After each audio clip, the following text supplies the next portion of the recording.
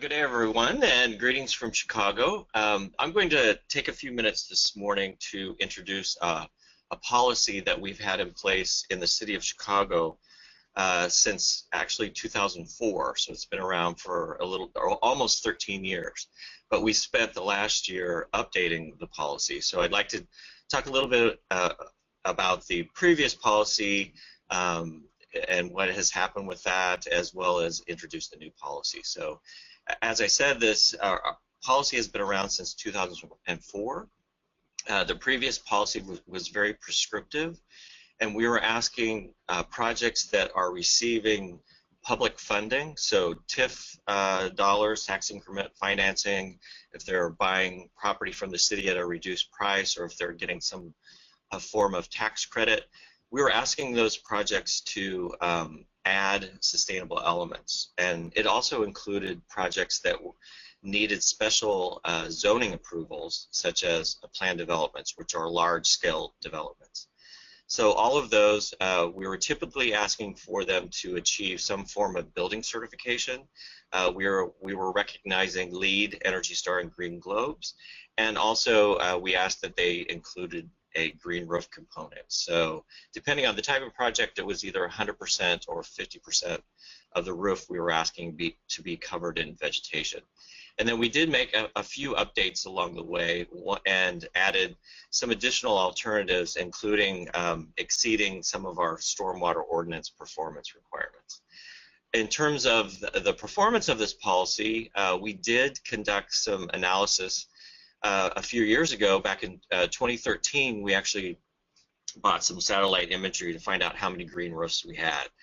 And as of that date, or the fall of 2013, we had over 500 green roofs totaling almost 5.6 million square feet. So we're definitely leading in North America, and we're probably in the top 5 globally in terms of the amount of green roofs. And as a part of that analysis, we also had our consultant look at, of those 500 green roofs, how many were actually developed or constructed due to the policy. And they estimated that over 80% of the roofs that we have, green roofs that we have in Chicago, were due to the policy. And in terms of LEED certification, we've also been, the state of Illinois has had the most amount of LEED certified space for the last 3 years. So we feel that there's a similar percentage of those projects that also were spurred on by the policy. So that's the previous policy.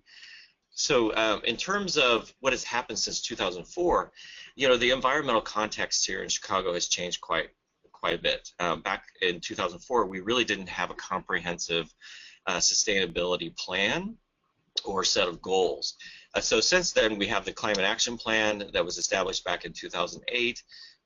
Those established very aggressive greenhouse gas emission reduction levels. We have also had a series of sustainable action agendas. Our latest one is Sustainable Chicago 2015 that we'll be updating this year.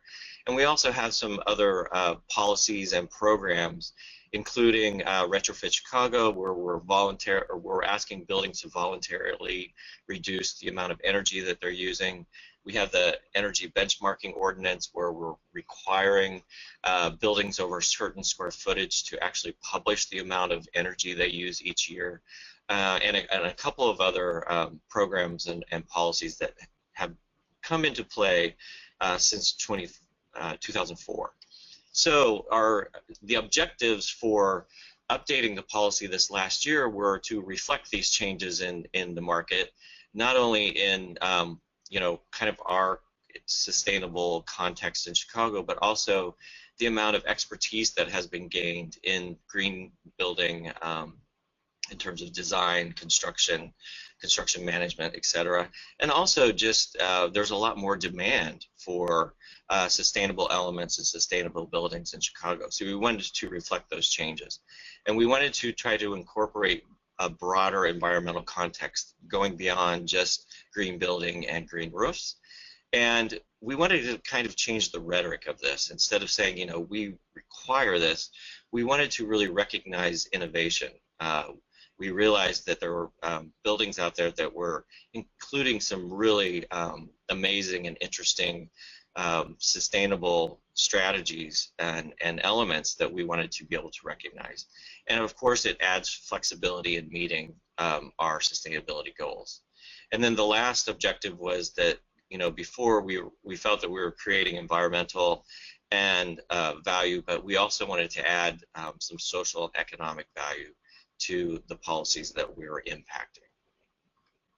We spent all last year updating this. We assembled a committee, and they had expertise from a wide variety of sustainable areas, stormwater management, sustainable landscapes, energy efficiency. We had a few developers on the committee. We met as a group, and then we divided into smaller groups, and then I went on a roadshow for a couple of months and received further feedback from a lot of the stakeholders, developers, architects, contracting membership organizations, as well as the attorneys that were working on these projects. So in the end, this new policy became effective in January of this year. Now you're looking at the screen that has the spreadsheet that organizes the policy. And again, those are the menu items across the columns. You can see that each of those menu items has a number of points attached to it. And again, we're asking new construction projects to achieve 100 points. And renovation, depending on how in-depth the renovation is, either 25 points or 50 points. And there are two compliance paths. One path is that you can choose to achieve all 100 points and not receive any form of building certification. So you just have to achieve all 100, choosing from those various strategies. Or the other compliance path is if you do achieve a certain level of building certification from any of those certification programs that are listed. So we're recognizing LEED, Green Globes, Living Building Challenge, Enterprise Green Communities, and Passive House. You are automatically, if you are achieving any of those types of certifications at different levels, you automatically achieve so many points up front.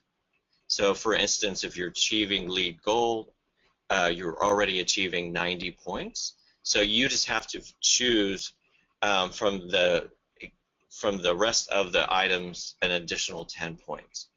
And you can see in some of the cells there that there's NA, or not applicable. That means that if you are achieving that level of LEED, for instance, LEED Gold, there are some of those strategies that you will have already achieved by achieving that level. So we didn't want developers, we didn't want to give them the ability to double dip, so to speak.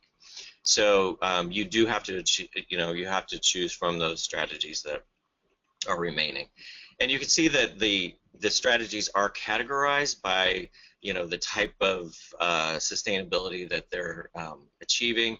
And what we're really doing here is we're asking developers to go beyond the existing codes in Chicago as well as policy. So we had a group of energy strategies. So for instance, strategy 2.2, we're asking them to exceed the current energy code, which is the International Energy Code 2015. If they exceed those levels, or the performance levels required by that existing code by 5%, they automatically get 20 points. The next set is associated with stormwater. We have a stormwater ordinance that's performance driven. So if you exceed those levels of performance that we're asking for in the ordinance, you'll also achieve points. So that's it in a nutshell. I look forward to your questions at the end. Thank you.